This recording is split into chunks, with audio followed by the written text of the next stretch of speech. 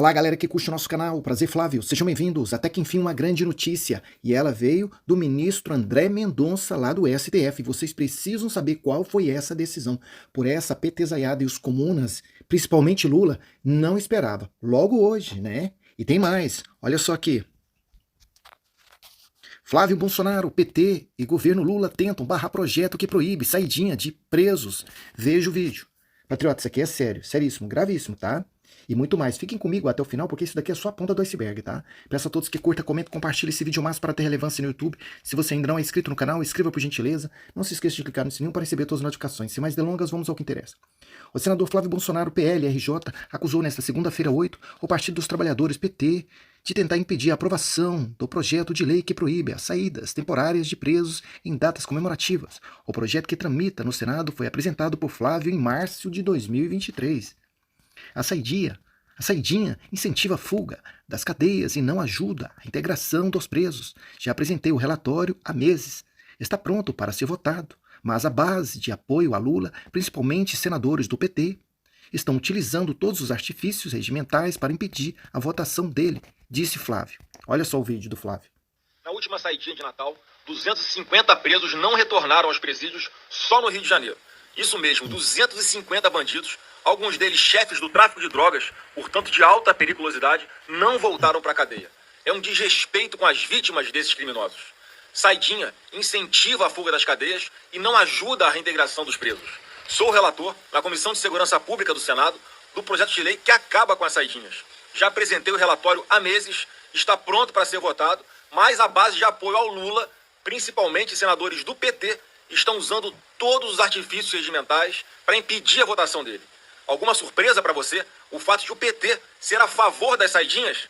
Em 2024, nós da oposição vamos priorizar a aprovação desse projeto para proteger as vítimas e a sociedade, e não os bandidos. Patriotas, eu não vou muito longe não. Em 2022, quem comemorou nos presídios a vitória do Lula? Quem comemorou? 99,9% dos presos que lá estavam fizeram festa nos 4 cantos do Brasil. Eu preciso dizer para vocês por que os senadores petistas comunistas não querem que aprovem essa lei da saidinha. Vocês viram o que aconteceu com os militares lá de São Paulo e também do Rio de Janeiro.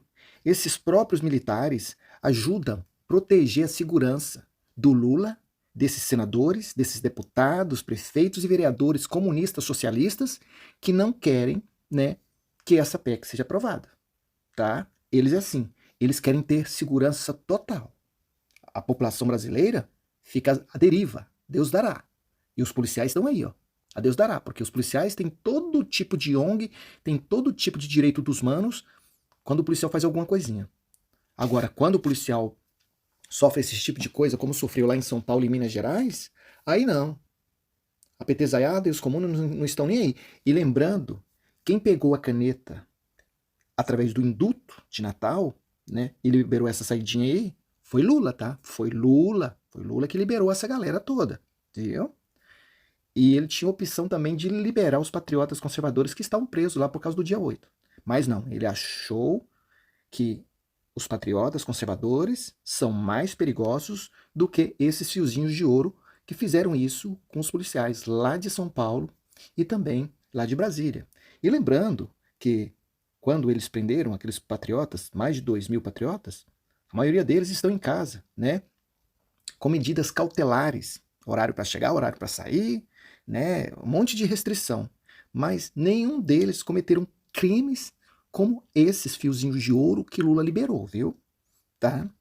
Esse é o PT que defende, não a população brasileira de bem que paga impostos para eles permanecer lá em Brasília e desfrutar de toda a regalia. Não, eles defendem os fiozinhos de ouro, viu? Vem comigo que tem mais.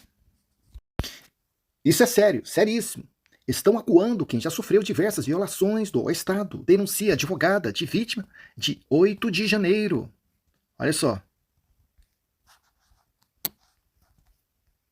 A advogada Gabriel Ritter relatou em suas redes sociais na manhã desta segunda-feira, 8, que seu pai, o mecânico e empresário Miguel Fernando Ritter, de 60 anos, foi alvo de busca e apreensão efetuada pela Polícia Federal.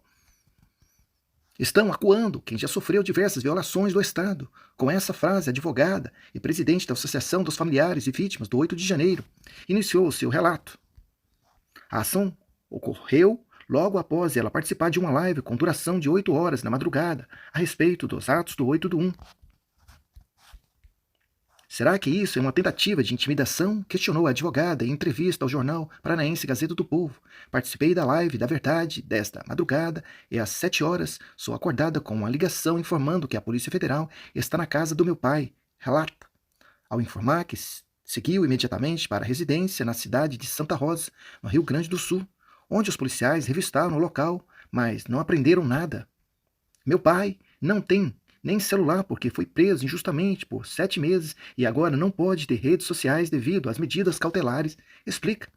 Além da revista em todos os cômodos da casa, que Gabriela vê como tentativa de pesca probatória, por não existir nenhuma prova que incrimine o seu pai, ela conta que os agentes também realizaram diversas perguntas ao idoso, inclusive a respeito de sua preferência política. A pesca probatória, Fishing Expedition, é o termo utilizado para ações de autoridades que, sob o pretexto de apurar um crime, vasculham ilegalmente a vida de cidadãos para tentar obter indícios de outros crimes. A primeira pergunta que fizeram foi se ele tinha opção partidária, algo que é uma livre escolha das pessoas e jamais pode ser colocada por ser algo secreto, aponta, ao denunciar a situação como violação de direitos humanos que direciona esse processo como extremamente político. Segundo ela, a defesa ainda não teve acesso ao processo para entender o teor da ação, que é sigilosa, e ainda não está disponível para os advogados. No entanto, ela afirma que seu pai é um dos alvos da 23ª fase da Operação Lesa Pátria, deflagrada nesta segunda-feira, 8, mesmo que o homem não tenha redes sociais e que não tenha sido um financiador dos atos, pois cada um pagou pela sua passagem na viagem até Brasília, dia 8 do 1. Gente, até que enfim o ministro do STF, André Mendonça, toma uma decisão sensata. Olha só. Mendonça sobre o 8 de janeiro. Nunca temi pela nossa democracia. Veja o vídeo. O ministro do STF, Supremo Tribunal Federal, André Mendonça, disse durante documentário sobre o 8 de janeiro que nunca temeu pela democracia do Brasil. Olha só, olha o vídeo dele aqui. Eu acho que a nossa democracia está consolidada. Eu em nenhum momento temi pela democracia, o que não significa gravidade. O que não significa que isso deve ser aceito, deve ser tolerado. Gente, o negócio é o seguinte. Os infiltrados que adentraram lá na Praça dos Três Poderes, quebraram a Câmara dos Deputados, o Senado e o STF, eles têm que ser punidos ao rigor da lei, como manda a Constituição brasileira, o Estado Democrático de Direito. Nada de interpretação, não. As pessoas não têm foro privilegiado, então tem que ser julgado na primeira, segunda, terceira instância. Por que eles não seguem o ritual com essas pessoas que é da ala conservadora, né?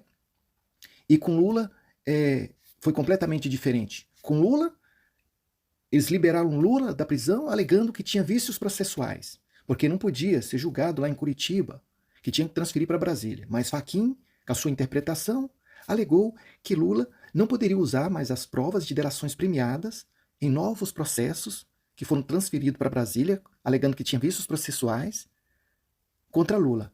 Aí o juiz que pegou o caso, que era um juízo, como não tinha mais provas de delações premiadas, engavetou todos os processos de Lula, e Lula ficou livre e solto, alegando que tinha vícios processuais. Agora, para que mais do que isso contra esses cidadãos lá do 8 de janeiro? Isso aí não é vícios processuais também não, gente?